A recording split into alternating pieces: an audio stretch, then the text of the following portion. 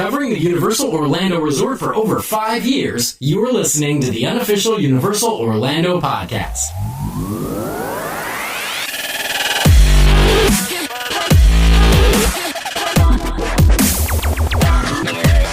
Hello and welcome to episode 261 of the unofficial Universal Orlando podcast. I'm your host Tracy, and with me I have Lee. Hello everyone. And I have Darren. What's up, Internet? How is everybody? Good. Good. Very good. It feels like forever since we've done this. It's not though. It's been 2 weeks, but it feels like a lot longer. Oh, I was giving the game away. Oh, again. I think everybody knows now. I want to quick jump in and just say thank you to one of our producers who invited us over to his lovely house yesterday for a barbecue. Yes. It was awesome. So cheers, Chris. Yes, thanks for the beer. It was awesome. They got what the heck? I didn't get invited anymore. Yes, I had to make butterbeer fudge to be able to go through the front door first. Yeah. So good, by the way. Well, I put if you're a producer, the recipes in there. But Chris got his first Producers Club pin. He did. Delivered in person. They're very small. They're lovely. Don't put them down. I'm not. They're lovely. But yes, thank you, Chris, and your family is amazing. Yeah, it was awesome. They're very small.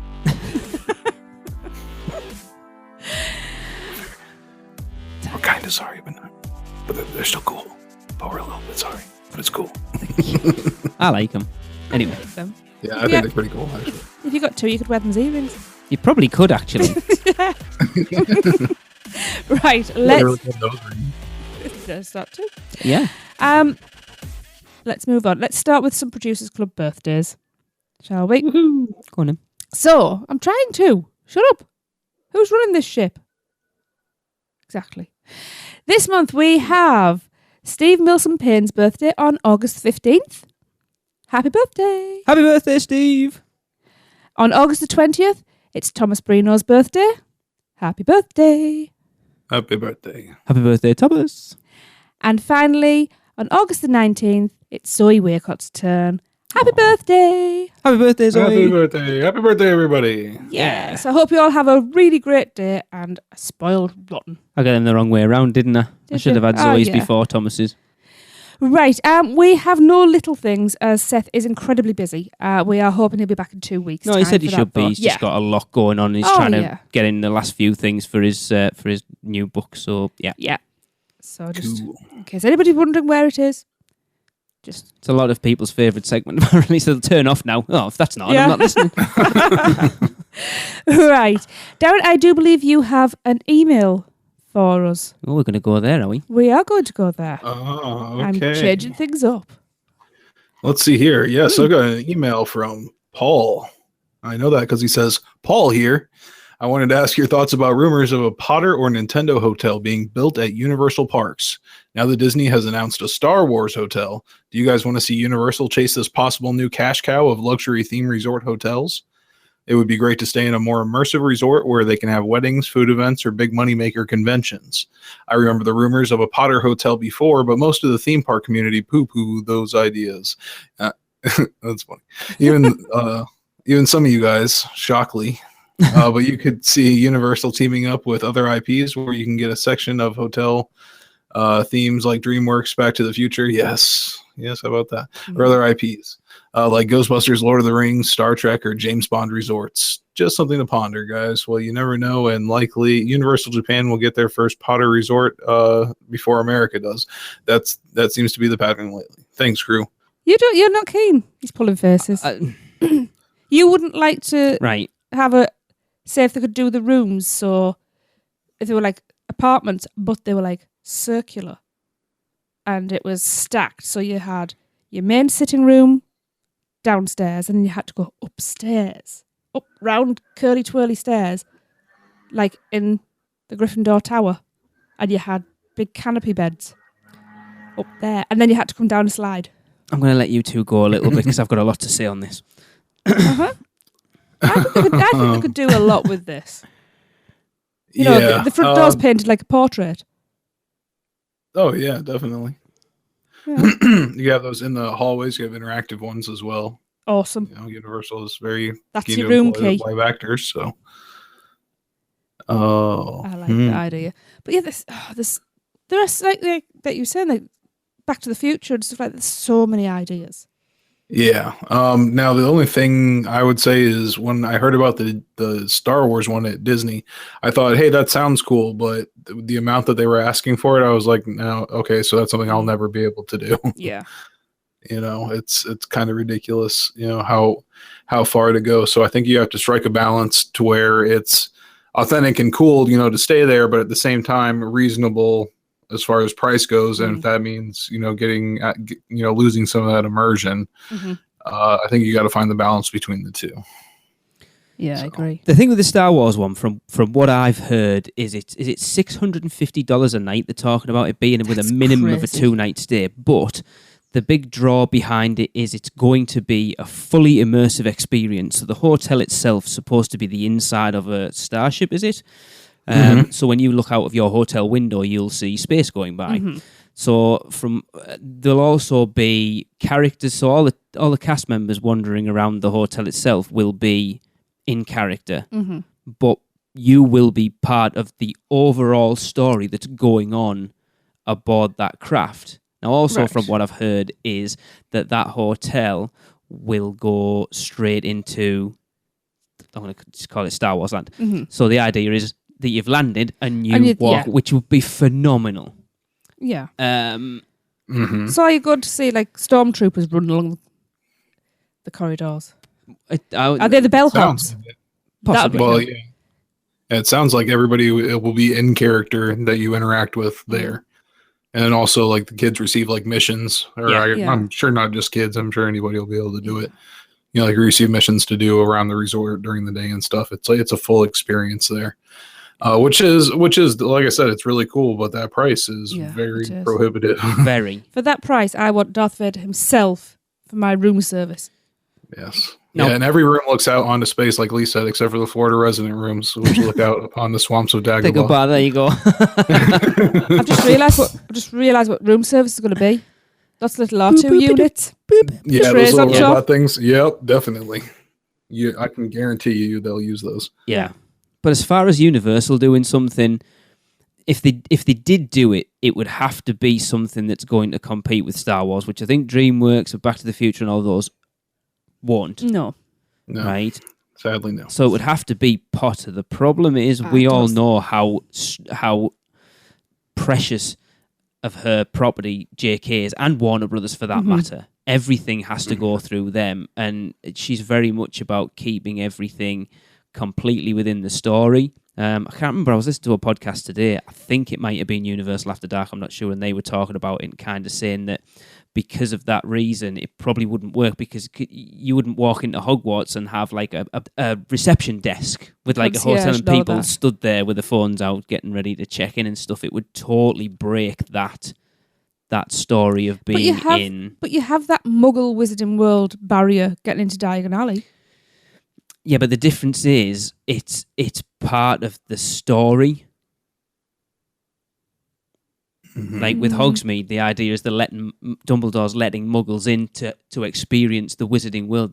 They would never open Hogwarts for people to be able to stay. Does that be Hogwarts? That's what people are going to want, though. Got the leaky cauldron? No, people would want Hogwarts. Also, if you think back to 2013 when we had our meet at the Hard Rock, I know things have changed a lot, but we had Russ Dagan there to talk. Who was senior vice president of Parks and Resorts at the time. It did a presentation on Cabana Bay, and they told us then that Cabana Bay was one of probably another 5 hotels that they were looking at building in the future. Yeah. And I seem to remember him stating at that point that an IP-based hotel was something they weren't even considering at that point, because they kind of wanted their hotels to have staying power. So for it to, we've seen it a little bit in the parks now that you base things on IPs, and after, as a rule, unless you find something like Potter that really does have that longevity, stuff gets old relatively quickly. Right. You have to be really careful with what you do. Yes. How about a themed thing that's themed like a movie theater, where you've got the different films, like basically like posters on the walls that you walk into, and each one of those is a different like tower I like that. You know what I'm saying? Yeah. Like all themed on like that particular movie at the time. That's a thing that they could easily, if they had to switch one of those out for something else more current. Yeah. Mm-hmm. It's something that they could do relatively easily. But then, you also have that overall theme of a movie theater. So you've got your usher as soon as you come in. Your tickets are, big movie tickets, each room when you go in, instead of like your typical, coffee and stuff, you've got popcorn and candy and stuff, Yeah, that would be fountain and yeah. Yeah, I think that would be pretty neat. So if you stayed 2 nights, would that be a double feature? Hey. Nice. I like that idea. It is a tough one because I know they've sent surveys out, haven't they, sort of asking people about the Star Wars hotel. Mm-hmm. We get surveys all the time from Universal, and half of it never comes to fruition. But it's interesting that they're sort of testing the water with it. But as I say, it's not like they can pull the trigger on it. At the end of the day, if they go, right, this is something we want to have a look at, they've still got to go to Warner Brothers and J.K. Rowling and go, look, we're looking at this. Or whoever. Potter's the obvious one. It is. Yeah, that's most likely what would happen if they did, for sure. I think a Or Jurassic Nintendo. Park one would be amazing. Yeah. The big glass atrium in the center. Oh gosh, yeah, that would be great, especially if they did Jurassic World. Yeah, Actually, and if that would be really cool. If they make it like a spa type hotel as well, so you've got a reason to stay within the hotel. It would need to make be it a proper destination hotel. I think that would be better. Somewhere just on the edge of City Walk, so it's like Jurassic World. So you're looking down like over near Margaritaville. Yeah, but they'd need to be raised up as well. So you have that vista view. Yes, you can see a volcano that way, which would fit with a Jurassic period. Yeah, definitely. Those sweet rooms that they had in that movie. Yeah. Oh, I would love to stay there. Yeah, but Nintendo as well, Darren. That would be. You could do both. Oh, yeah. Because Nintendo would obviously speak to your family market. Yeah. More so than a Jurassic World one. Oh, I don't Andy'd know. be all over Kids a Jurassic and dinosaurs. World one. True. Seriously. Yeah. It's like you don't know kids, Lee. I just don't know whether it's something they'd ever go down the route of doing, unless it was something that they outright owned. I think you're opening a can of worms what happens if, because I know when we talked about, I think we talked to Jim Hill, and that contract with Warner Brothers for the stuff in the parks for the Wizarding World was an initial 10 years and then a 5-year rolling contract. So for all intents and purposes, they could turn round within the next sort of 5 years and go, do you know what? We don't think you're upholding it to the standards that we think you are, so we're pulling the license. What do they do then? Ouch. The Wacky Witch Academy. Come stay in the... But it's such a, when you look at how much money they've ploughed into those two areas, Potter's on all the marketing, it's on, all your carrier bags of Potter and stuff. Those parks are what they are now because of the Wizarding World of Harry Potter. I'm not saying they will, but it'd be interesting to see what would happen if they turned around and went, because we expect it at some point for Marvel. That's just a land. Sure. I don't think anyone would be that bothered about that. But when you're talking about your two biggest areas at Universal Orlando, it would be very interesting. It would. That is for sure. Yeah, I don't know what they would do. They would just have to.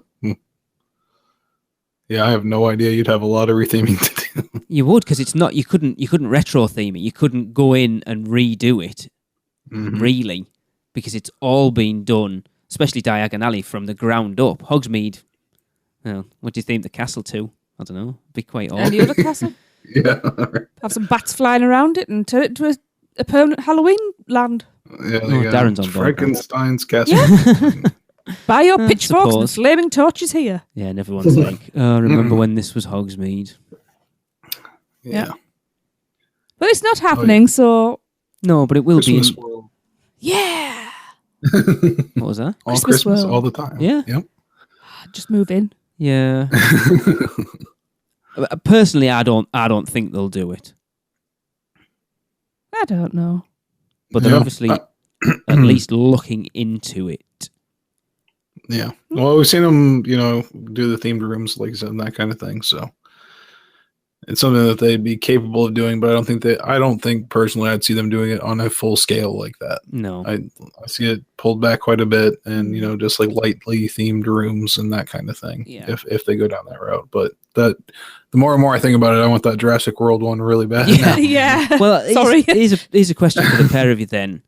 Would you rather they spend however much on a fully immersive Harry Potter hotel, but was relatively priced per night? So not too bad. A little bit more than Portofino and the Hard Rock, which saw, what are they, like two? I think the Portofino's like 3 summits. So say 360, 370 a night. Would you rather they built that or plough the money that they would use to build that? I'm thinking on my toes here. I can tell. To either add a new attraction to Universal Studios Florida or to go into Islands of Adventure and give it the TLC that it needs. Islands. I'd rather the money went into islands. Yeah. I know Hunter's not here, but I know he would say exactly the same thing. I love that park so much, and I want it to be back to its glory. Mm-hmm. Yeah. Yeah, that's a no-brainer. I mean, Comcast does have like $2 quadrillion, so Yeah. They could do both, yeah, but they could do everything. I suppose what you've got to look at is which one's going to bring the most amount of money in. Titivate that park, though, it's going to bring more money in because... It depends what you put in there, I suppose, what comes down to that. If they go, right, we're going to pull the Lost Continent out, we're going to pull out Toon Lagoon. Do you know what? Let's go. Disney make us an offer, you can have Marvel, and then put 3 brand new lands in there. I think it's a conversation we should have on here at some point of what the blue sky properties you could put in there that are going to lift that park up to the standard it was when it opened. Teen Titans Go. Rick and Morty. Sorry, I'm obsessed at the moment with that. I know from last week's episode when we talked about Port of Entry, and the rest of those episodes are going to be coming along the pike. But I can't wait to get. Do you mean pipe? No, turnpike. Oh. The fish?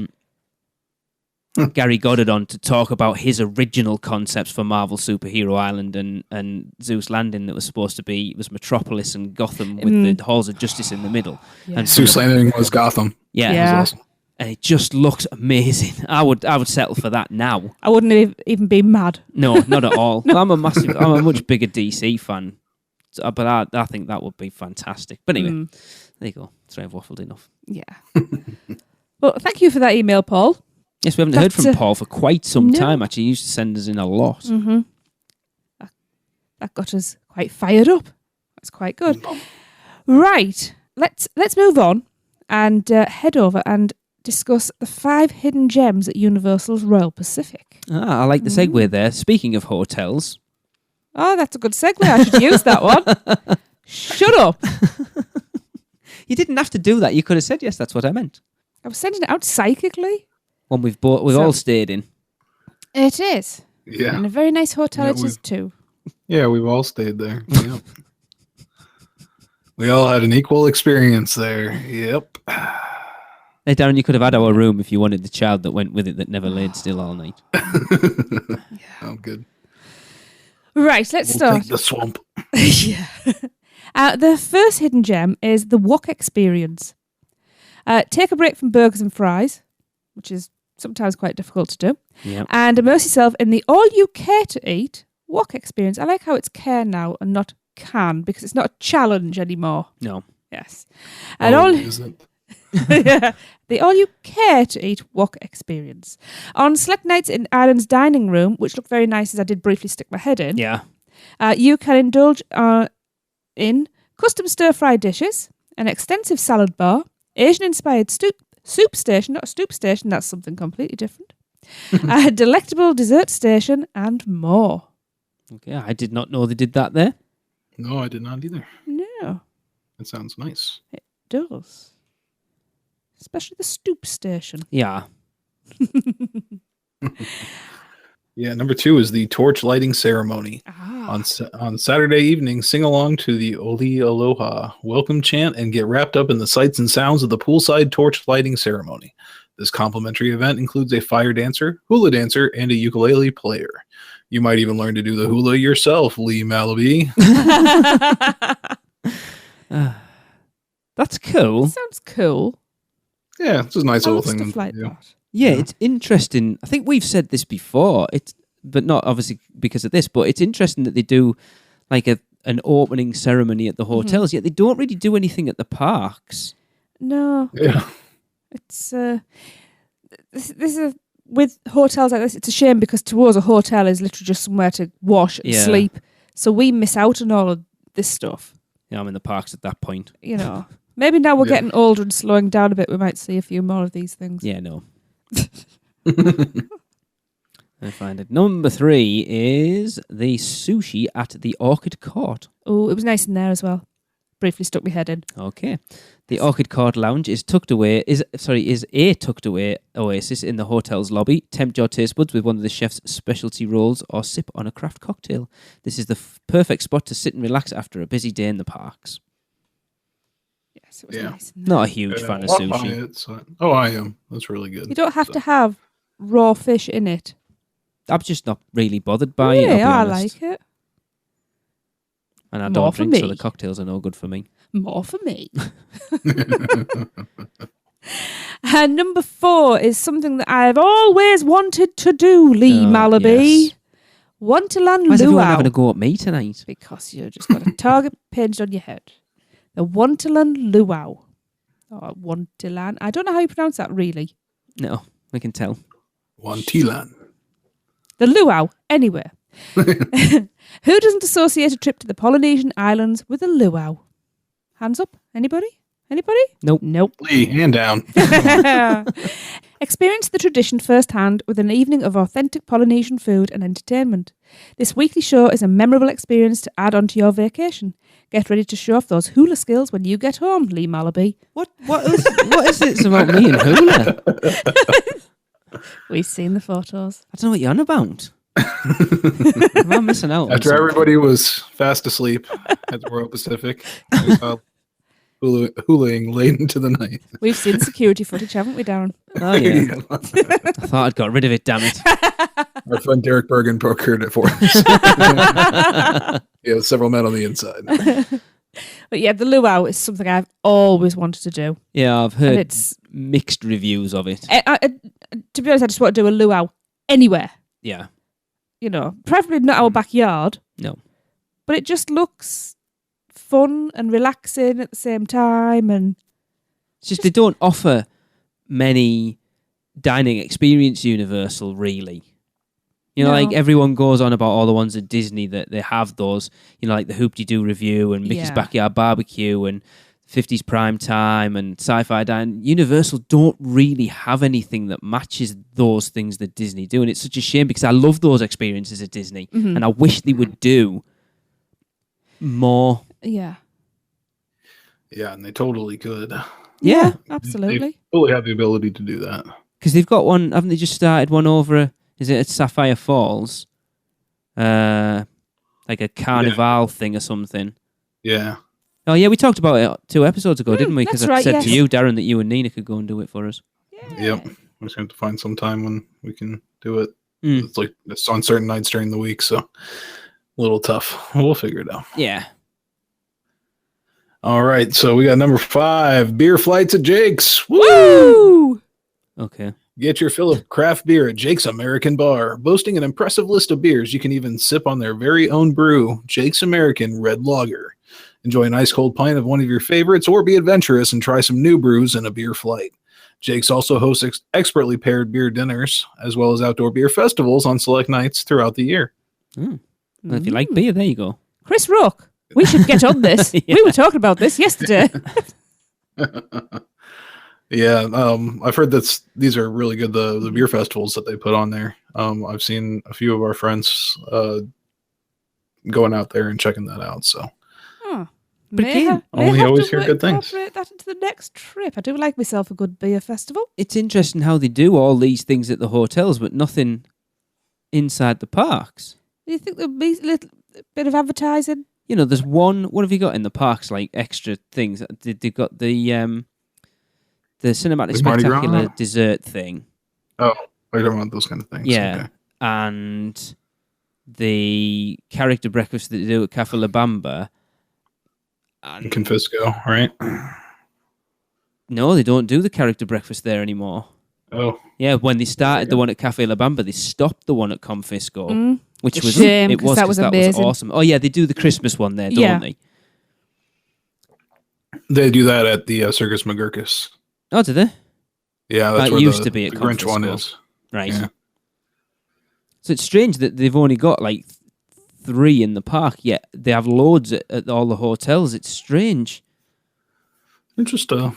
Yeah, different way of doing things. Can you imagine what an in-park beer flight would be like if you're allowed to have Wizarding brews outside of the Wizarding World? Just do and your Duff beers and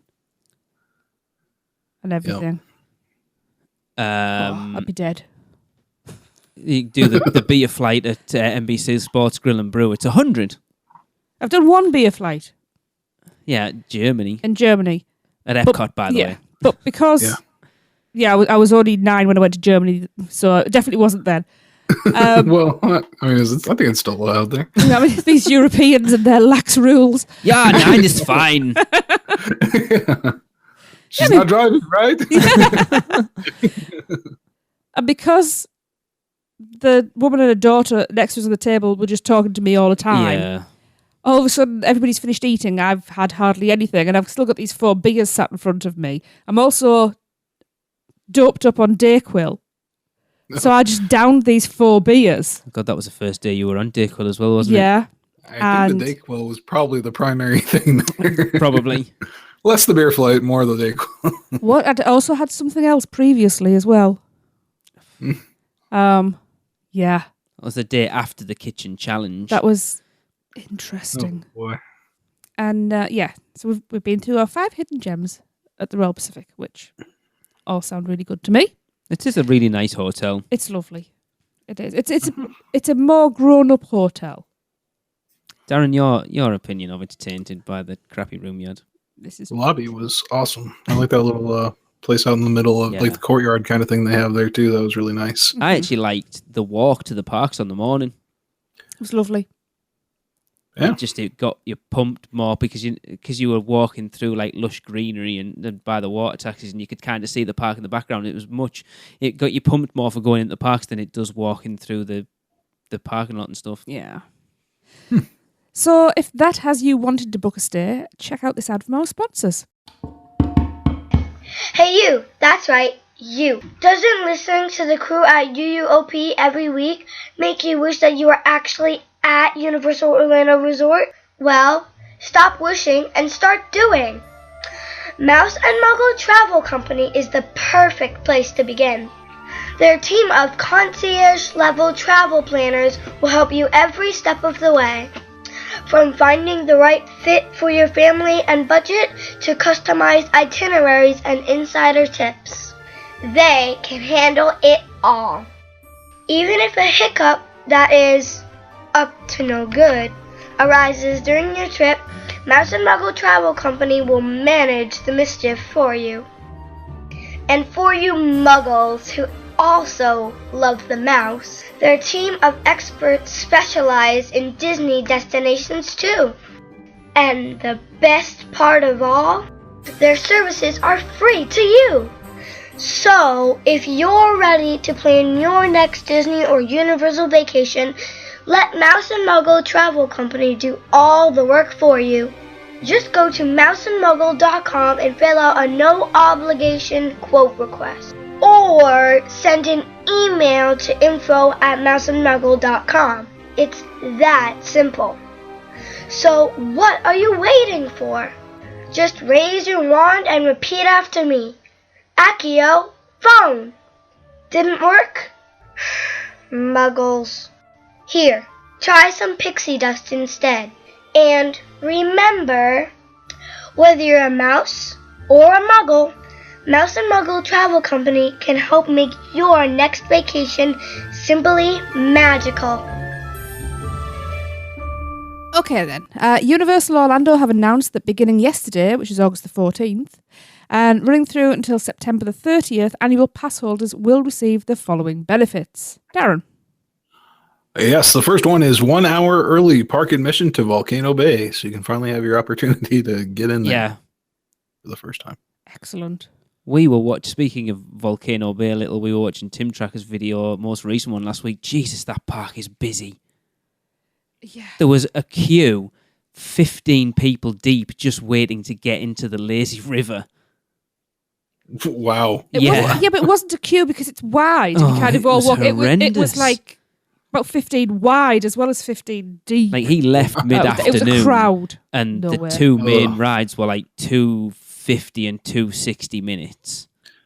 Oh, that's all I want is to be in the lazy river and just have somebody else's feet creep up next to my face. Oh my God. I'm having nightmares. I know a good friend of the show, Mr. Lucas, is there in about a week and a half's time. I'll be very interested to hear his take on it all. Yeah, because I'm picturing those like the water parks they have in China. I don't know if you've seen the pictures. I've seen them. Yes. And then the wave machine.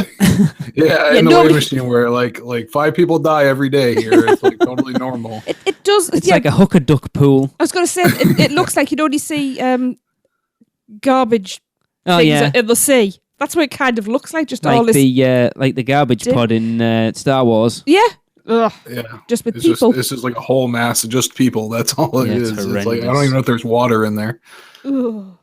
Probably isn't, but we've said that before. Nasty.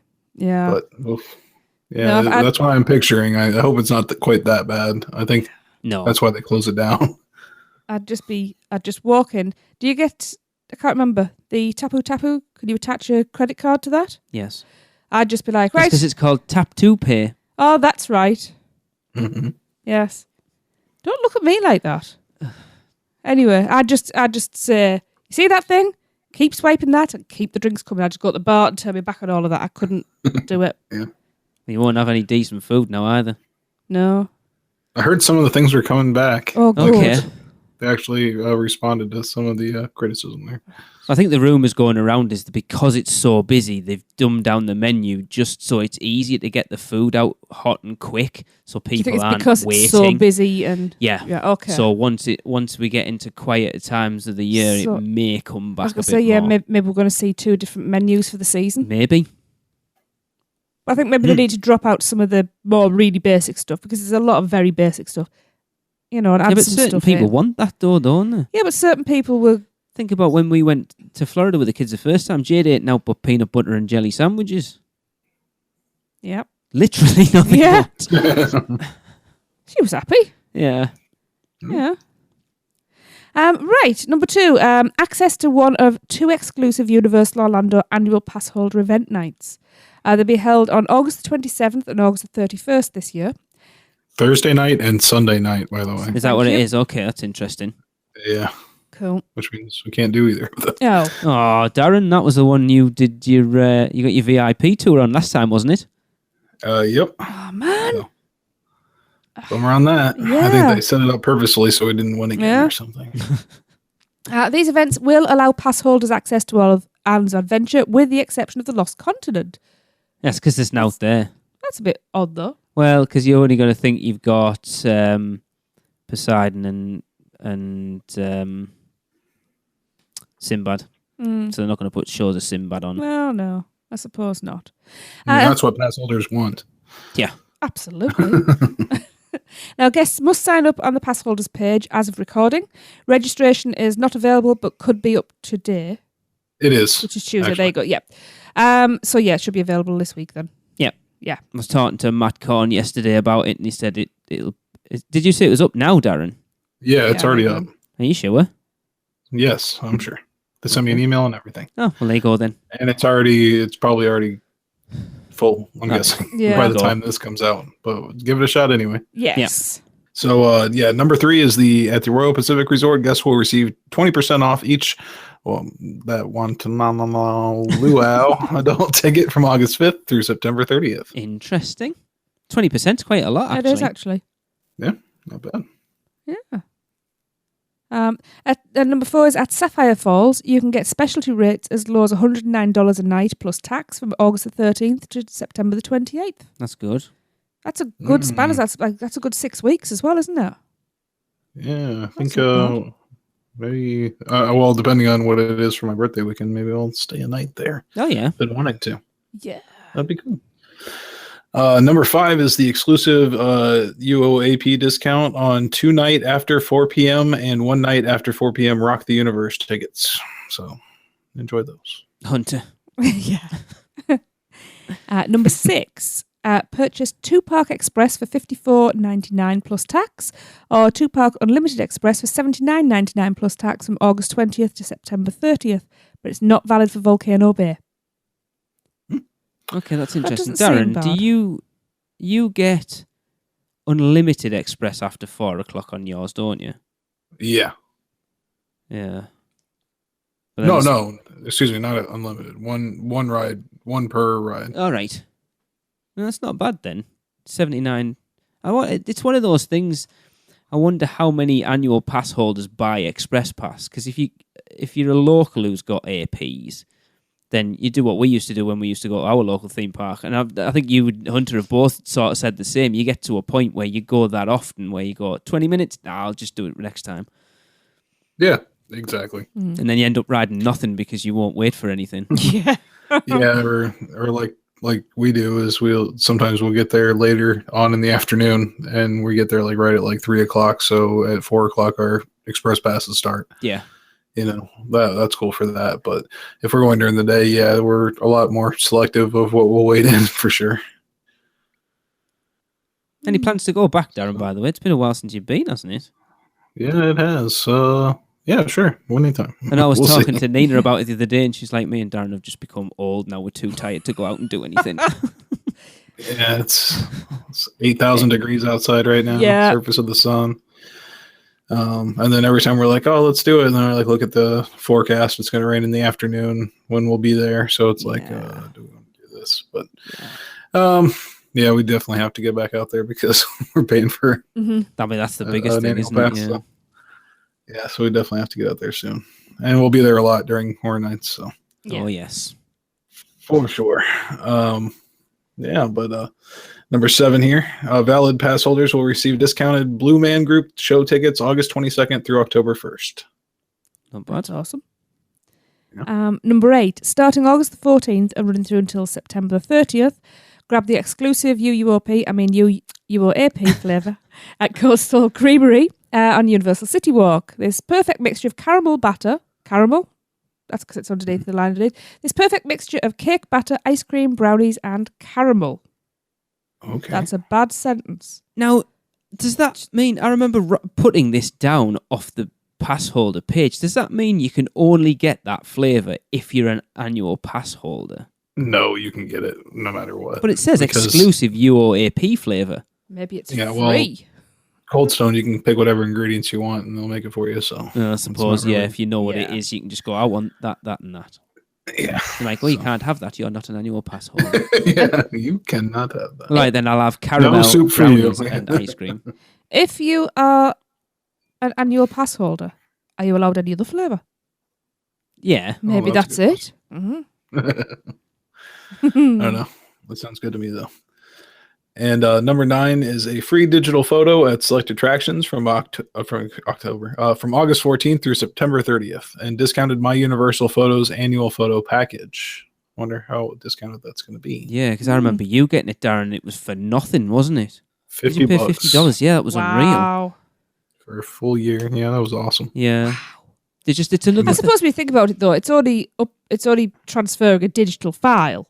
It is, but even so, it doesn't stop everybody charging a fortune for it. But then again, I look It's not at like you Universal. I know, but it's not like you get printed out photographs, is what I'm saying. You do, I think, as part. Don't you get one? You get one, Yeah. yeah. But it's another thing where I think Universal sort of pale in comparison to Disney. Yeah, They've got that photo pass thing there, but there's never a lot of photographers in the park. If you take your ride photos out of it, there's not a lot of photographers in the park. Like, gone are the days, after, at least when we've been over the last few times, where you'd have a photographer in front of the lighthouse at Islands of Adventure. Globe, yeah. There's usually one in front of the first bridge where the adventure begins. But I always wanted one in front of Islands of Adventure with a lighthouse in the background. And I think we saw them there once. Yeah, more recently, I've seen them there more often and more around the park. But yeah, I mean, compared to Disney, they're definitely lacking no matter what. Yeah, so. Like a lot of the characters don't even have them, which is odd. Unless it's like like the Transformers one or the Donkey one. As far as I'm aware, none of the other ones do. Like even like the Simpsons or Scooby Doo or them, they don't have an official photographer. And I think if they want people to buy that photo package, then they've got to give people more of a reason to do it. Because haven't they taken out the couch gag thing over in Springfield now as well? Yep. Yeah. Yeah, that's not there anymore. Last long. And that was, well, the guy that did ours was pretty poor, to be honest. It was a bit ropey, but you know, it was still a cool thing if you got it nice done. Little gimmick. Yeah. Yeah. Yeah. Number 10. Buy one universal dining plan, quick service, and get 50% off a second plan. That might be worth it for a day. Yeah. That's your challenge, is get your money's worth. Oh, I'd do that. That'll make it easier. Yeah. 50% off the other. Yeah. Because there's some pretty... I think the quick service options in the parks aren't bad, actually. Darren, what's Fast Food Boulevard classed as? Is that classed as quick service? Yeah, that's quick service. Oh my God, I would film. I'd just sitting there all day. Yeah. Just give me one. I'll have a chicken each. waffle, then I'll have a clogger, then I'll have just a normal Crusty one, and then I'll have a burger. ribwich, and then just keep the drinks coming. Heat lamp dog. Yep. Oh, man. Yeah. I could. That's it. I don't think it's unlimited, the dining plan there anyway, No. but it should be. I think that one didn't SeaWorld do one a couple of years ago where you could pay and it was like nothing. It was only something like $70 for the year, and you could dine. I think it was free after 3:00 for the entire year. So I know people who were going and just having the dinner there on a night just because they'd paid for it. I know somebody that was traveling quite a distance to go there every night for dinner. Really? So, yep. Yeah, one of our good friends of the show that's taken us on an RIP tour or two. Oh. Well, you would, wouldn't you? Why wouldn't you? Exactly. It's cheaper than making your own dinner every night or going out somewhere every night. Heck yeah. Yeah. Ride a couple of rides while you're there because you've obviously, you annual pass and you're done. We've had some good food in there. Actually, the food at SeaWorld is really good. Seafire Inn's good, isn't it? Yeah. Well, we did the Dine with Shamu thing when we were there in 2013. It was phenomenal. Yeah, that food was amazing. So good, and it wasn't expensive either. Yeah. Yeah, when we went, we did the quick service by the Penguin experience, that whole thing. And even that was like, they had like the 4 or 5 different stations of food from all over the place, and that was really good too. Yeah, so. we ate in there before, and you're right, it is really good. Yeah. Yeah, the food and the Penguin came in while we were eating and took pictures with us, so awesome. The Penguin took it was pictures? hidden there. Yes. The real Penguin. Yeah, some pretty decent. So, yes. It's good to see that they are still looking after their annual pass holders, because I know a lot of Disney fans have complained about Disney taking away the benefits of their annual passes over the last few years. So it's good to see that Universal are still looking after theirs. Yep, definitely. Absolutely. Right, we are going to leave the appreciation behind, and we are going to head over and do a live report from Volcano Bay by Producers Club member Ron Vysotsky, and this was recorded on opening weekend. Yeah, I'll apologise, Ron. I found this just nosing through folders on my laptop the other night, and I went, I didn't even know I had that. Shocking. This is UUOP member Ron Vysotsky from Shreveport, Louisiana. We are at Volcano Bay on Saturday, the first opening Saturday, also known as Mass Human Bay. It's fairly packed, but it's still an awesome experience if I had to describe it. I'm here with my family. I've got Emma.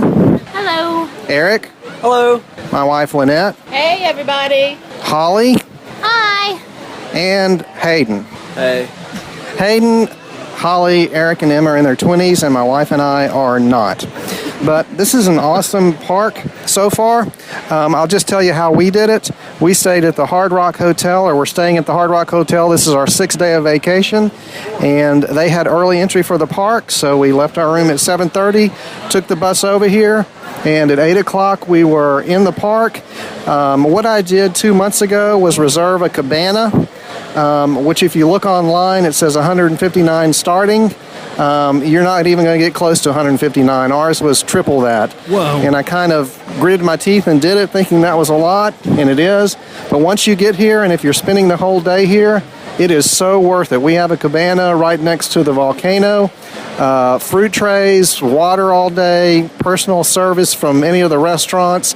The attendants are fantastic. We ran into a little snafu this morning where they put us in the wrong cabana that did not have a locker or a refrigerator.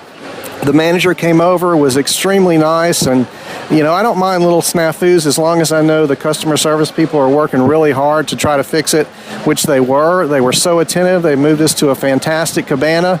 And the reason I'm pushing the cabanas is, even though it might seem pricey, it's so worth it because we're going to be here from 8 in the morning to 8 when it closes. A word of caution, though, they are sold out for a couple months. So if you're coming here and you want a cabana, you might want to get online and start making reservations. And unfortunately, the pricing is based on demand. So I think the only time it's going to be 159 might be when they get snow here in the middle of January, which they don't ever get snow.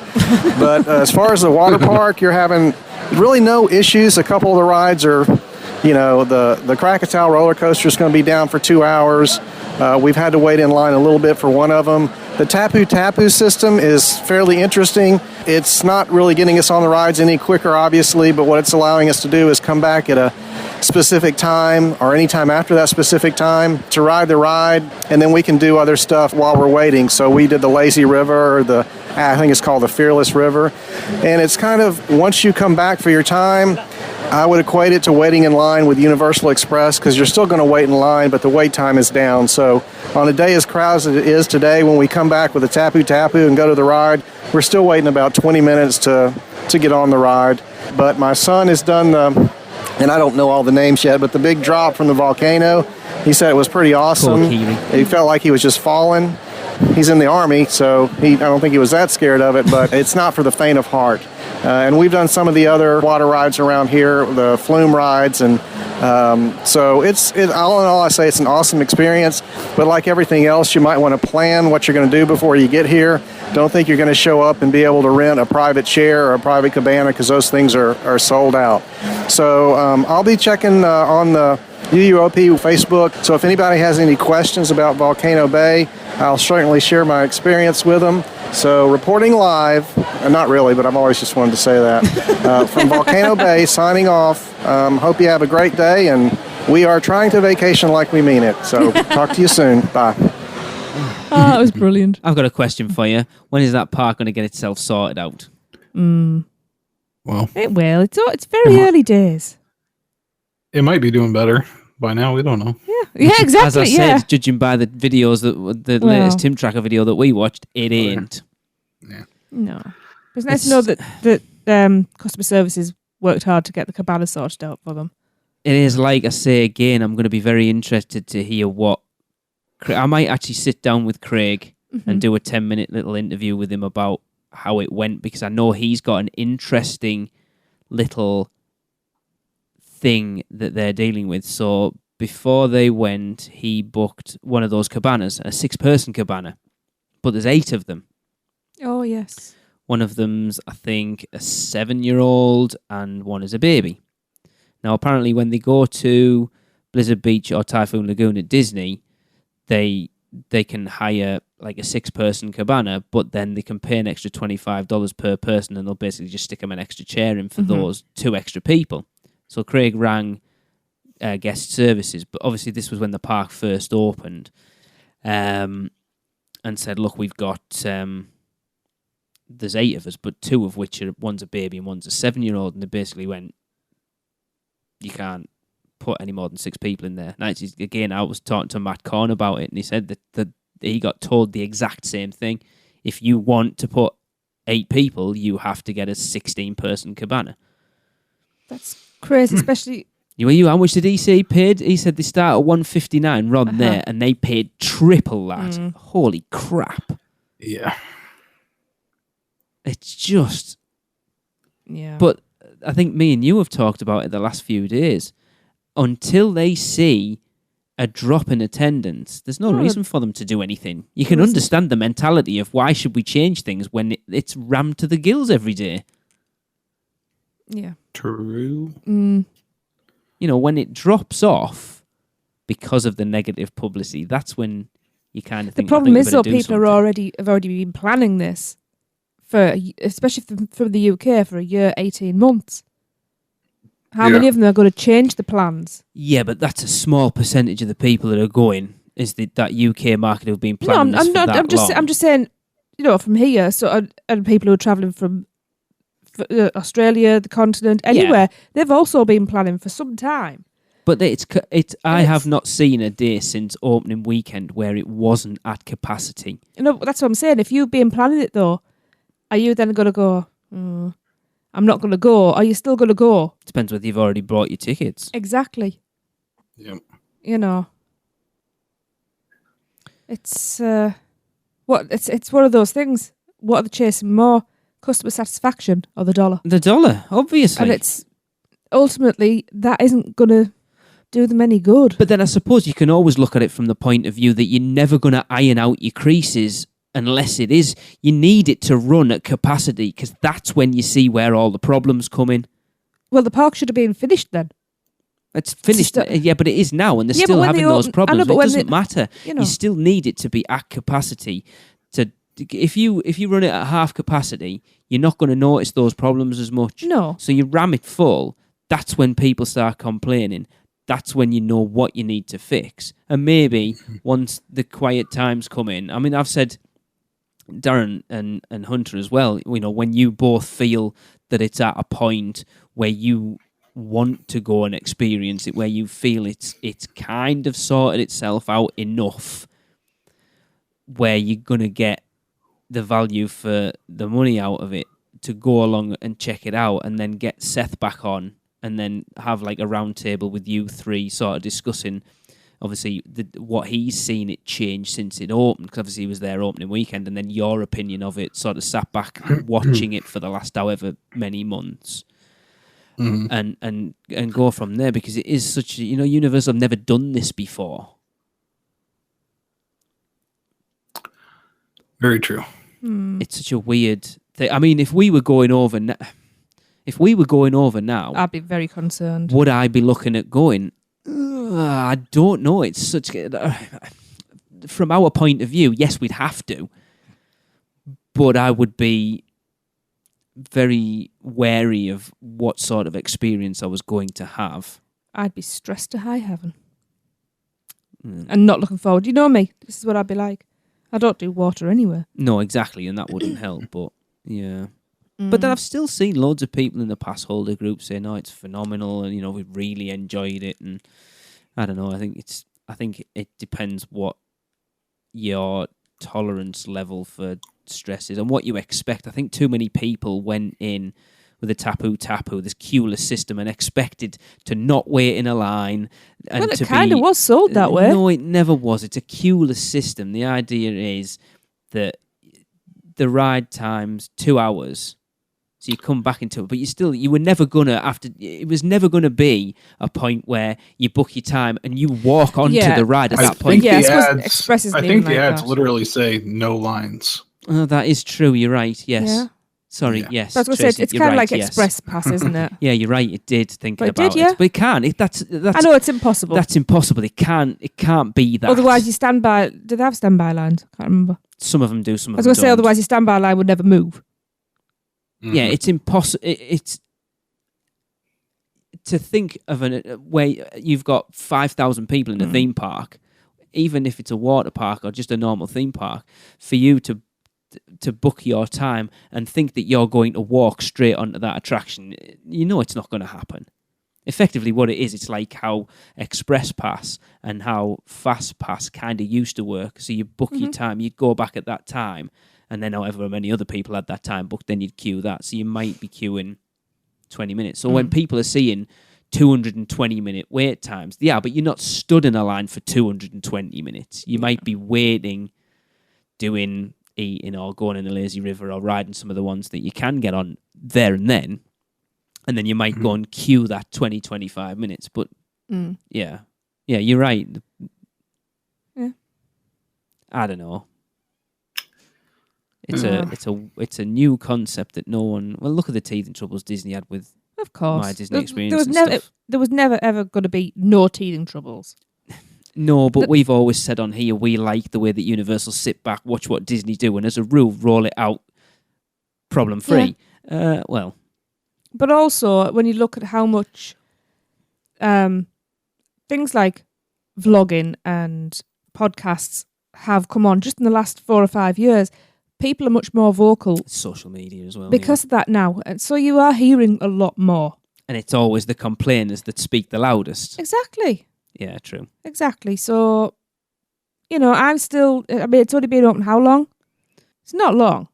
No, maybe 8 or 10 weeks. Yeah. Well, was it Labour Day weekend, was it, Yeah, Darren? I think No, so. is that right?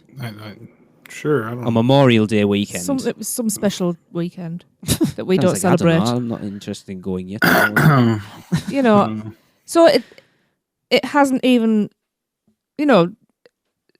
hopping back firmly on the fence. It's not been open long enough, really, to start giving it a fair. Review's the wrong word, but I'll use that. Very quiet. I just don't really care about it at all. I must admit, not in the slightest. I was laughing when Lee did say that when you felt you wanted to go. No, he so doesn't want I to was go, you know I what was I mean. thinking, well, we'll probably get out there before that happens then. I was like, maybe Yeah. you should get yourself a Sunday instead. Yeah. Well, I'm not necessarily saying go and ride rides, Darren. Just go and experience the park. Do the park how you feel you would want to do it. I'm not going to be like, right, I'm going to pay for you to get in, and I want you to ride everything. I'm going to be like, well, I accidentally spent all the money in Sapphire Falls in the rum bar. Sorry about that. I wouldn't even be I upset. had a great view of the volcano, though, from there, and it was great. From one disappointment to another. Hey. Darren, I believe you have some Halloween Horror Nights news for us, but I also believe there's a bit of an announcement as well. Yeah. This was going to start off as us bad-mouthing Universal and Horror Nights for their social media, but it seems like it has been rescued by somebody. We'll see what happens in the next few days. But originally, there was a lot of disappointment surrounding Halloween Horror Nights on August 3rd as the website's countdown reached its conclusion after a month. And many people were expecting, at the very least, the original house lineup, scare zone reveal, something, any kind of reveal, anything at all. Well, we did not get the lineup of original houses, the rest of the IP houses, not even shows or scare zones or anything. What you got there was a wallpaper and sweepstakes to win a 4-day, 3-night vacation for 2. That we can't even enter. That is only available for people in the United States. Tut. So there was a lot of hate going around on Twitter that day. Yep. Yeah, it was really bad. And then, of course, the Universal White Knights decided that they were going to come out and defend the corporation. Which, okay, I guess if that's what you want to do, it seems bizarre to me, but okay. Yeah, Horror Nights fans coming back and saying, well, they don't owe you anything. They don't have to reveal anything. Yeah, but you know what? It makes it fun. It makes the ramp up to the event exciting. Like, it gets you hyped up for it. Yeah, I was going to say, you create that hype and more people are going to want to go. Yeah, it's a weird one because I think prior to us starting the podcast, it was just done in one big dump. Uh-huh. And then they've kind of, over the last 4 or 5 years, it's become a real big tease and slow sort of leak out of this is what we're going to be every year. And that's what everyone's come to expect. And then when they don't do that, it's like, oh, how dare you? And so I see both sides of it. But part of it is like a concerned feeling. Yes. Because, it's a lot of things. You hear a lot of rumors about things that were supposed to be here that aren't going to be here. A lot of changes that have had to happen on the fly. And you just wonder, like, why can't they announce as much? And even on the Twitter account, whoever took over, I don't know who it is, but whoever took over the account since then, like, actually retweeted something I did. I tweeted to them and then said, like, and basically was implying that, like, they tweeted that they were going to have things coming out over the next several weeks. And I kind of expressed some disappointment in the several weeks part of that statement. And they replied back in a way that they were kind of feeling the same way. Oh.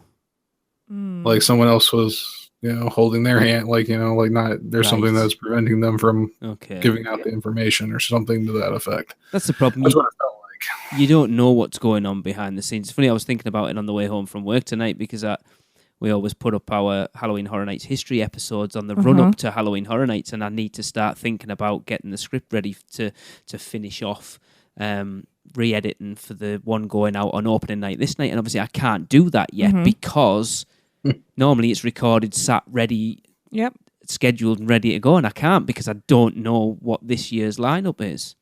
Yep. Like they haven't even everybody knows Bill and Ted's coming this year. Everybody knows because it every year. They haven't even announced that. Like, just give us that. At least it's something. This ball has definitely been dropped this year. It's again. I will play devil's advocate and say you don't know what's going on behind the scenes. Everyone's assuming it's just like, the marketing team are a bunch of idiots and don't know what they're doing, or it's because Mike's not the head of the team anymore, but you just don't know. No, you don't. I think we've kind of talked about it on the show before. Darren, you've got to agree that every year doing Horror Nights, it has to be harder for them because that pool of IPs that they're pulling from has got to be shallower and shallower every year. Well, yeah, you can see that clearly by them redoing houses. Yeah. That they have in the past. It's got to be tough. It's a shame that somebody feels like they have to rely on those IP houses, though, because their original houses tend to be better, in my opinion. So, do you know what they could do? Have literally from the end of one Halloween season ending, spend 2 or 3 months polling people, right? Polling the people who usually do. Polling the people who've been. Find out what the fan favourite houses and zones are. And do a year where it's all chosen by the fans. That would be awesome. Apparently that's what 25 was, from what I heard. Chosen by the fans? Pretty much. Okay. Oh, there you go then. A lot of it was from a certain person we had on the show just after Christmas. Had a big hand in it, apparently. Okay. Damn. Not entirely what you were saying, but you know. Yeah, and it was kind of funny because that day, Hollow Scream kind of capitalized on the disappointment there. Absolutely. And did a quick little live stream and showed, some work being done on their houses, which they actually have been doing ahead of time as well. Mm-hmm. They go on Snapchat and they'll just put some things out. When they were shooting their commercial for this year, they had that on Snapchat and they were showing the Wolfman eating craft services afterwards, trying to eat macaroni and cheese without getting it in his hair. Which was pretty funny. They had, all kinds of different little videos and stuff that they've been putting out constantly, which is the kind of thing that fans want to see, Yeah. They also did the auditions. They did a live thing of that, but they revealed that same day that Horror Nights, the countdown, nothing happened. They revealed that one of their new houses, Demented Dimensions, which looks like a Twilight Zone kind of house. They kind of capitalized on that, which I thought was kind of funny. Mm-hmm. But yeah, they Universal kind of came back at people that were expressing their disappointment in a way that I thought kind of crossed some lines. Really? And just went to the point where it was not tasteful. Oh. Kind of replying back to people that were obviously very disappointed by everything and just replying back you mad bro and stuff like that. Not even staying in the character of Horror Nights at all. And I think that's where it finally got to the point where somebody pulled the plug on them, because after that we heard nothing for a very long time. And then what was it? Friday? It was Friday night. That's what it was, right? Yeah. Super late Friday night at 10:30 at night. Somebody got on the official Horror Nights page and started tweeting pictures of the some details in some of the houses. 2 originals and also Ash vs. Evil Dead and The Shining. The typewriter from The Shining was in there as well. So, and they kind of said something like, we hear you, our fans are very passionate kind of thing. Thanks for sticking with us. It does make it sound like it's under duress that these announcements aren't coming. It's definitely interesting. Some people thought it was Mike Aiello taking over. I don't know. I don't think it was him. I think it was either Patrick Braillard or even maybe Matt Korn, possibly. Yeah. And in either case, somebody needed to get a better handle on the social media and And like I said, because it was straight up, if you go, you can still look at the replies that they put out at that time, and they were pretty rough on some of their biggest fans. Oh, that's not right. See, I don't know who it was because it wasn't somebody that I know, so I can't remember the name. And it was just, it's not often I'm actually on Twitter myself. And it was one that I saw, and somebody had put that it was almost as if the fans are really invested in Halloween Horror Nights, but that investment wasn't reciprocated. That's how it feels this year. You fans don't really matter. That's what somebody had basically put. Why are we invested in you when you're not invested in us? And without the people going through the gates, they don't have an event. And people are expecting that build-up. So... Who's expecting the build-up? The people like us who are on it all the time. The general public, I don't think, do. I think the people who go year after year... I would say 60% of those people going through those gates don't have any really care about what's being announced or anything. And then the rest, really. I think Darren, honestly, right? Even if I still think it's important. I think it's very important because the people like us are the people that get other people to go. Yeah. Even if it's only 10% of us that are passionate like this, we're the ones that are talking about it. And I'm not just talking about the people with podcasts. I'm talking about the fans that would want to go. Because even if we didn't do this podcast, we'd still be following what was going on. That's debatable because I don't think we did until we started this. Not even the year we went. Okay, if we stopped doing the podcast, but, stop being so much of a devil's advocate. Darren, here's a question for you then. What would it take for you to not go?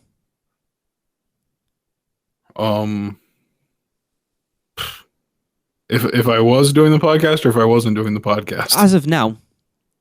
Even if I said, Darren, look, it's up to you. I'm not going to force you to go every year for the Dead Man's Digest or whatever. You do pull the plug on it, whatever. You don't have to cover it if you don't want to. What would it take for you to not go? Houses that I didn't want to see there, probably. Or just like, I don't know, them going too far over a line. It's nothing I can say like definitively where that line is, but it's something I can feel that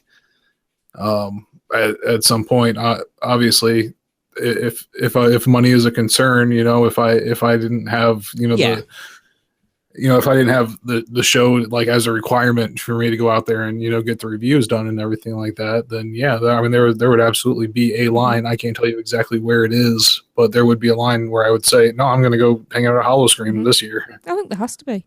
See, for me, the houses they're not completely irrelevant, but that's not the main reason that I would want to go. I think whatever the houses are, like I said, the first year when we went that first year, I didn't even know what the hell it was. No, I just got dragged along.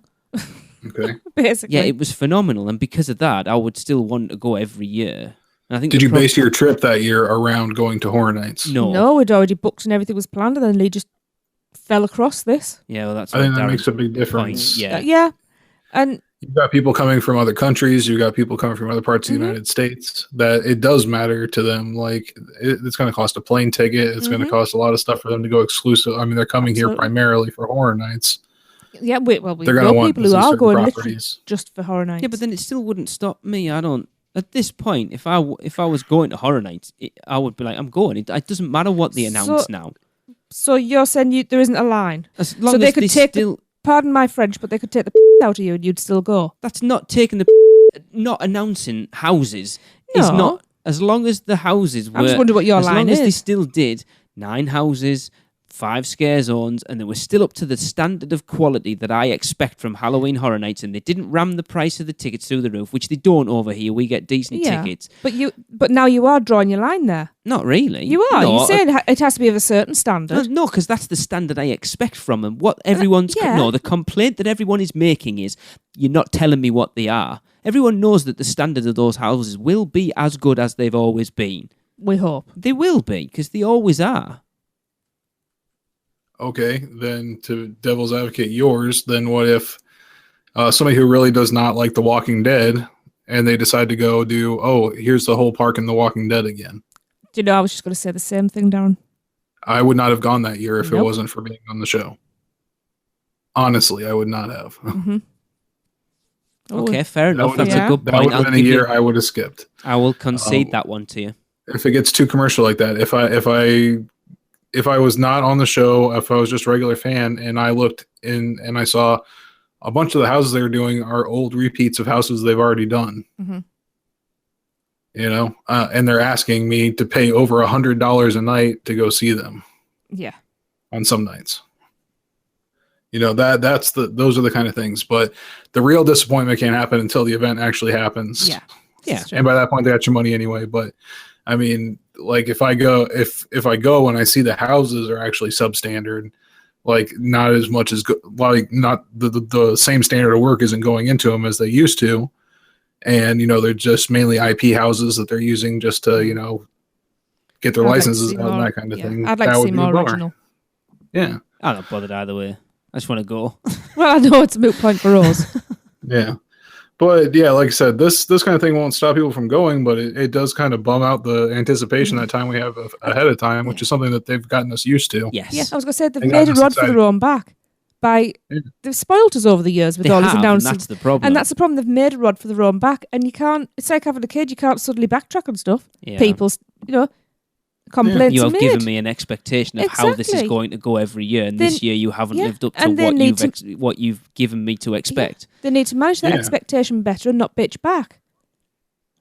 And there's also kind of like a deteriorating of it over time because you started off with these really advanced ARGs, hidden things on the websites and stuff like that they purposely did, which obviously was a very dedicated marketing team working very closely with the creative team to make those kind of things.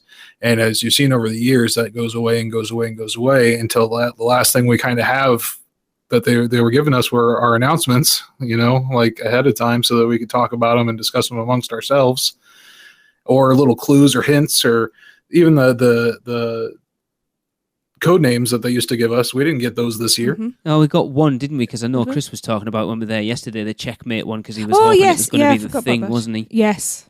Okay, so we got one at the very beginning of the year. So. Yeah. Well, here's another question for you then. Oh, we're going way long, but this is too juicy. I'm quite enjoying this. It's nice actually. We've got a decent debate. I've got a question going as well. Darren, in your heart of hearts, do you feel this is because Mike has stepped away a little bit? Yeah, well, I think it's a combination of Mike stepping away and marketing just taking over more than they used to as far as the whole event goes, because I've seen like behind closed doors, rumblings and stuff of the creative team, having a hard time with creative in these kind of things. Okay. And some of the choices that have been made and some of the obvious things, where things have fallen apart. Like I can tell you about the Scream House, specifically is the Scream House. There's obviously the creative team's working on something. Somebody told them to work on something that way. And that's, the marketing team that discusses that with the original IP holders. And I don't think they went all the way. I don't think the original IP holders got all the way to the end and said, hey, this is what we want, after you've already started building it. I think that somebody said, you know what, go ahead and start what you're doing, and then we'll work things out on this side. That doesn't work out, and then what do you have left? A purge house that really looks like Scream. Yeah. Exactly. Yeah. So, I mean, I think that what used to mainly be a creative-driven event is very much being taken over by the marketing side. No, and I think now you've said that, just looking at it as a whole, you can kind of see that now. With the IPs coming in, it's probably the biggest indication of that the marketing, it's easier to market an event when you've got recognizable brands to promote than it is when you haven't. But we know we can do the original stuff really well. But that's not. You have to convince people that don't know what those are that it's worth coming to. You throw out a Walking Dead, an American Horror Story, a Shining. Yeah, but I'm not saying the entire thing has to be. No, and it won't be. Darren, do you ever think? I'm just saying I'd like to see a better ratio of it. Do you ever think it'll get to that point? Because Hollywood is pretty much every year now, isn't it? What? Just all IP? Yeah. Yeah. Yeah, I mean, I could see it happening. I don't want to see it happening, but... I hope not. Well, look at that first year we went. I mean, how much of it was IP? None of them. Exactly. And it was phenomenal. They need to do things like bringing back the carnival float thing. That was brilliant. And being able to put, when they were parked up, you could go around and see see it all as well. Mm-hmm. That was a people eater. That was brilliant. You look at 25. Most people's favourite house was Jack Presents 25 Years of Monsters of Mayhem, which was completely made up of original concepts. Yeah. Yeah. That's the thing. Creative knows that they could drive an entire event on their creative abilities. They know that very well. Marketing knows that big IPs will bring more people to the event. So it's who wins out in that debate, and it looks like marketing wins out in that debate. How many icons have they had? In total? Yeah. I don't know. Spring these things. Jack, more Chance. than a dozen. You guys always do these things to me. Like, no. Jack, Chance, Lady Luck, Caretaker, Usher. Has the Usher actually been an icon, Darren? Should be. Yes. He has. The Storyteller. Director. Death. Or what's he called? No, Fear, sorry. And then you had the silver screen one where the icons were, was it Freddy, Leatherface, and Jason, was it? So approximately 10. Yeah. Out of that, you could make an event. Have Battle of the Icons one year. A house or a zone themed to each one. I think that would be phenomenal. Yeah. I mean, we haven't even had that announcement yet, have we? The thing is, though, that's all original. No. But they're all known quantities. So it's not like they wouldn't have to do much convincing because they've been experienced already. And most of them loved. Yeah. You know. Right. But we need to move I know, but I had a quick question for Darren, which I've now forgotten. You were saying earlier about not wanting to see rehashes of old houses. Mm-hmm. How would you feel if they did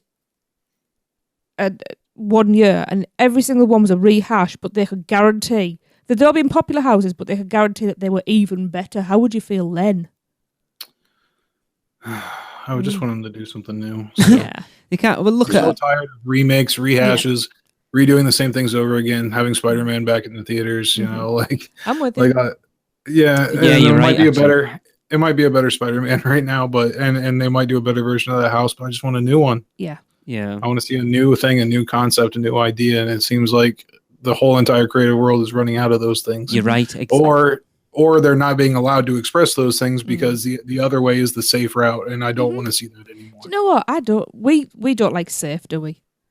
No, but he's right, Darren. It is the whole movies and everything's right. It's reboots and redos. And when we go to the cinema, what's my biggest complaint about what we're going to see 99% of the time? It's comic book stuff. We're going to see more comic book stuff. Don't get me wrong, I like it, but I want something else. I'm comic booked out. Yep. And it's the same. It's the same thing. You want something fresh. Yeah. Exactly. I want a new horror movie, but do I want Annabelle Creation? Do I want another movie in that same series? Like, you haven't even seen the first one. No, I know, but I get it. I just want to see something new, something fresh, like I said. Yeah. So, and that's the same thing I want from Horror Nights: something new, something fresh. You know, something I haven't seen before. We're gonna have to create our own. Yeah. Well. Let me tell you about a house that they've done before that's coming back. Well, also really quick, Annual Passholders are going to have advanced submission to 3 houses again. They're doing that again. This appreciation kind of falls in the same time as the first bit of Horror Nights. So September 15th, 16th, 22nd, my birthday, and 23rd, you'll be able to get in ahead of time. And from my experience, it's a little mixed. You still want to get there as early as you can, even on the pass holder side, to get in there before like the mess starts, because you'll be waiting a long time on the annual pass holder entrance if not. So, but yeah, they also announced actually right before we started recording today for the first time, I think ever, they announced something right before we recorded, and that is the very awkwardly named Saw: The Games of Jigsaw coming to Halloween Horror Nights. That is obviously a very last minute name. I think that was the problem why this hasn't been announced earlier, because it was surely originally called Saw Legacy, which is what the house was. The movie was originally supposed to be called, which they changed the name of the movie just to Jigsaw. And I guess they didn't think just the name Jigsaw would be enough for the house. I thought that would have really been explanatory enough as it is, but they did Saw: the games of Jigsaw. God, Jigsaw in pieces. So is this That'd gonna, have been better. Is this going to end? I'm not even going down there. Is this going to encompass all the films then, Darren, or is it just based on this new one? Well, what Patrick Braillard said here real quick is Jigsaw is back. Just writing those words make me smile. I can't believe it. It's been 8 years since the last time the Saw franchise was a part of the Universal Orlando's Halloween Horror Nights, so it has been a while. I did not go that year either, so it's new to me. There you go. Jigsaw's return in our brand new haunted house, Saw: The Games of Jigsaw, allows us to place our guests in the twisted situation that fans of the film series have grown to love throughout the years. And while there are nods to the original Horror Nights 19 house, make no mistake, this is not that house. During concept, we're excited to examine the evolution of Jigsaw in the new film and how it might affect the guest experience. So basically, you'll be living a preview of a trap featured in the new film before the movie comes out. Right. So also placing the house in a different location this time around gave us another way to elevate the scares. He doesn't say where it is, though. Saw: The Games of Jigsaw functions as one large trap. You'll be funneled through claustrophobic, visceral experiences and be a part of the most terrifying games ever devised on screen. Trials that you may be familiar with and some that are completely unknown to you. Sounds fun. Sounds like Saw Alive at Thorpe Park. Yeah. I posted this on the Dead Man's Digest page on the website, and wow, people are not excited about a Saw house. I bet I saw, I thought it looked really good. Yeah, I'm kind of into it. I know there's kind of part of it will be you're going to be watching other people get tortured. That's kind of like what the Saw experience was. That's what I've heard from the original Saw houses. There wasn't a lot of scares for you. It was a lot of just like walking by and watching like scenes play out, which I'm cool with those kind of houses as well, as long as they keep the actors fresh. Yeah, well, you think it kind of like to equate it to something that we've experienced is very Body Collectors. Yeah, that's where I was going. Mm-hmm. Yeah. So like with the spine rip section and that sounds very much like that amazing, actually, which was cool. I mean, that was such a good house. It was awesome. Yeah, so I think people are initially going to be down on this one, but it has the potential in my mind to be one of the better houses, honestly. I think it's that anticipation thing. It's it's been so long since we've had an announcement, and then they announced this, which is big, but it's not massive, and everyone's kind of gone, "Oh, well, is that all it is?" Yeah, everybody goes, there's an announcement. Yeah, it's Jigsaw. Yeah, and the Saw franchise, has gone off the rails, obviously, from time to time. And it's not everybody's favorite, but I think like I said, what I focus more on when I'm thinking about a house is the environments that they have in there, and those environments are awesome. Yeah, I think that that's going to be really cool, and I think they have enough with like the the pig head mask and that kind of thing, to have those scare actors in there as well to get you while you're focused on the scenes playing out. So I think it's going to end up that especially big fans like us that will go through these houses multiple times. We're going to have a good appreciation for the actors that are playing these scenes out. So I'm for it personally. I don't see really the disappointment and what people are worried about. So, and I think if you look at the 4 houses that have been announced, they're all very different. Yes, that is very true. Yeah. Which is like I'm seeing The Shining as like an atmospheric house, and I'm seeing this as like a very visceral, like I said, acted out house like that. American Horror Story was great. The years last year when they had it there, so I anticipated it to be a lot of the same, which was a good mix of those acted out scenes and like just straight up jump scares. Yeah.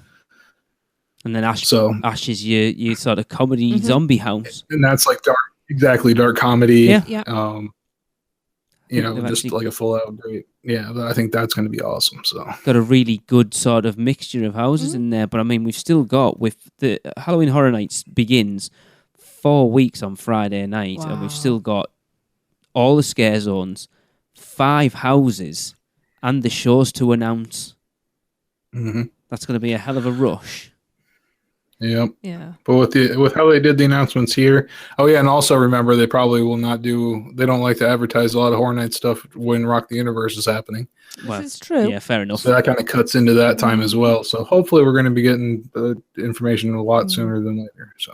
Really, Universal can't win though, can they, really, when you look at it? No. They're getting complaints that they're not making any announcements. They make one and then people complain about it. Yeah. So they can't win. I just hope that, you know what, when this night actually opens, this event finally opens, that it actually turns out to be one of the best ones they've ever done and just shuts all the critics up, us included. Certainly. I hope that... Because that's what you hope every year. Absolutely. Oh, yeah. Well, actually, no. I hope it's not the best one until we're actually back there. Save that for us coming back. Yeah. But, yeah. This has been a long episode. It's the most I've spoken on we kind of Nights, I think. left the topic that there's the most discussion right till the end. And it's weird because we tend to agree a lot of the time with each other's decisions. We're kind of all on the same page, but I think with this one it's actually nice to get our teeth into a little bit and disagree with each other for a change. It was quite I enjoyed that. I like a good argument. I shall disagree with you more often then, dear. You disagree with me all the time. That's true. You concede nout to me though. No, I won't. No. Right. I think we need to put this one to bed. I agree. Yeah, so, okie dokie. So for show 261 of the Unofficial Universal Orlando podcast, I've been Tracy, and with me have been Lee and Darren. So enjoy the rest of your evening, people. Shout out to Ellen in the movie ride. Put that grass skirt down, Lee Malaby. Well, that wraps up another Unofficial Universal Orlando podcast. Thanks for listening. Between shows, please subscribe, rate, and review us on iTunes. It really helps. But if you're not an Apple user, you can find us on Stitcher, YouTube, Google Play, or wherever great podcasts are found. Head over to our blog at uuopodcast.com for show notes, articles, and more. You can get in touch with us by emailing podcast@uuopodcast.com or leave us a voicemail at speakpipe.com/uuopodcast. Find us on Facebook, Twitter, Instagram, Pinterest, and YouTube. Just search UUO Podcast. And if you're planning a trip to Universal Orlando or Walt Disney World, please check out our sponsors by going to mouseandmuggle.com to book your next trip. Well, that's a wrap. See you next week.